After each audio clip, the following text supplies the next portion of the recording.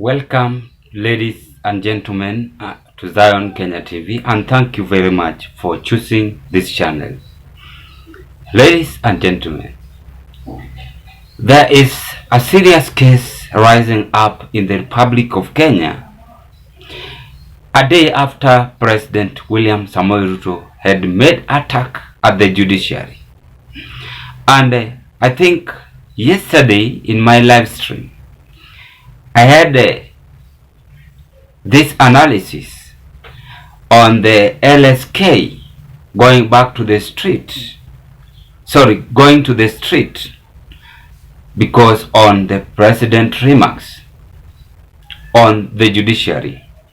What is worrying me is that why is Ruto so concerned on the corruption which is taking place at the judiciary, yet while he was the deputy president, he was not mentioning this. And the same court, I think, are the ones who put him into power.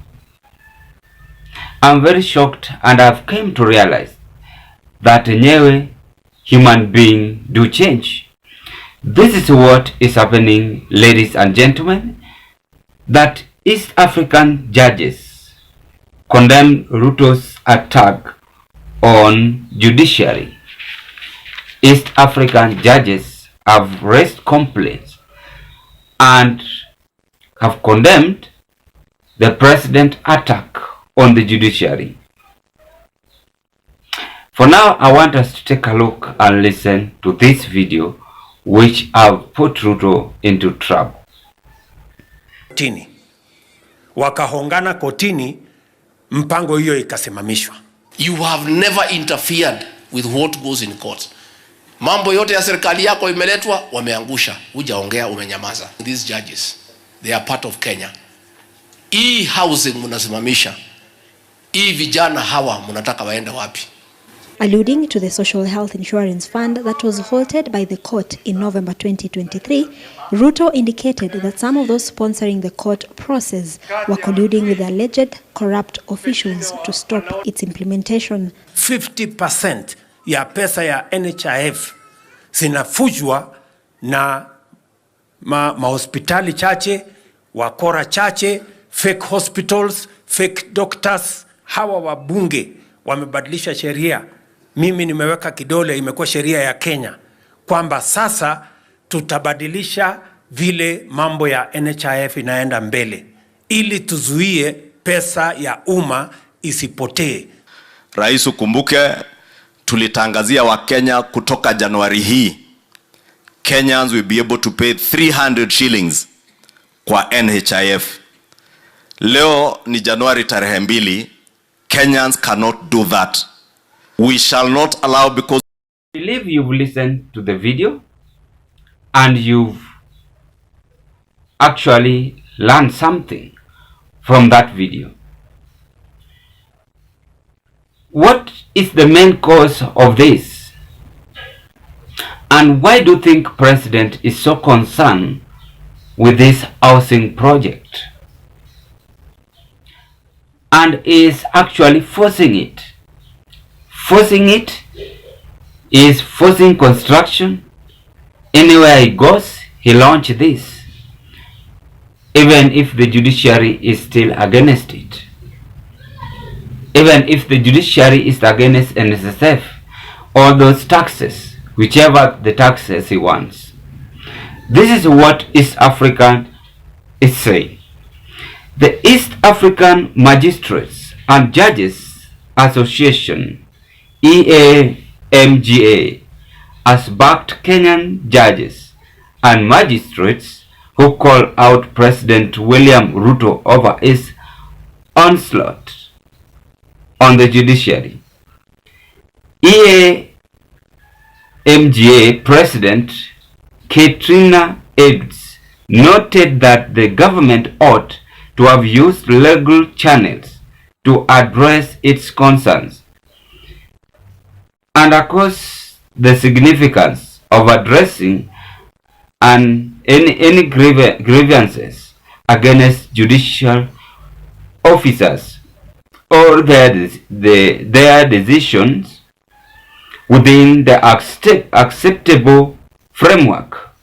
Any concerns or disputes must be handled through established legal channels respecting the principles of the due process and the separation of powers, and ends said. So that is why we are getting this news from, that the East African judges or magistrates are also going against the president's remarks. Kenya have been known for a long period of time. Kenya have been known as the strong economic country, peaceful country, a place to be visited, and again a place for investment. But since Ruto clinched into power, things have changed, and even for your notification, the tourists, the investors are now not coming into Kenya. Some are going to Tanzania, Uganda, and the rest because of our president. What I can say is that this man is so mouthy. He cannot sit down and learn what we call the quality of a good leader, as much as he is fighting against the corruption in the judiciary. From that video I've just displayed, Ruto knows very well that there is corruption at the judiciary, and it is something that you can't stop because he is the one that the people who contributed to this. Do you recall Uhuru's regime? He was once the deputy president. Do you recall Kibaki's term? They were the people who contributed to this. And once Orengo said, the government eats its own people. So things are turning upside down to him. He was not expecting this. And that is why he is against the judiciary, anger, because they are going against his plans. They are going against this plan. And to my concern is that if you see Ruto is pushing this housing levy or housing project agenda, it means it is either his tax is being shares is inside this project, or his company is the one building these houses, or he have an aim with this housing project. And that is why we are seeing the judiciary is against this. They have seen and they have known. And it's coming out in public condemning this. The world are watching him. And whatever is said as the president can either bring investors or chase away investors.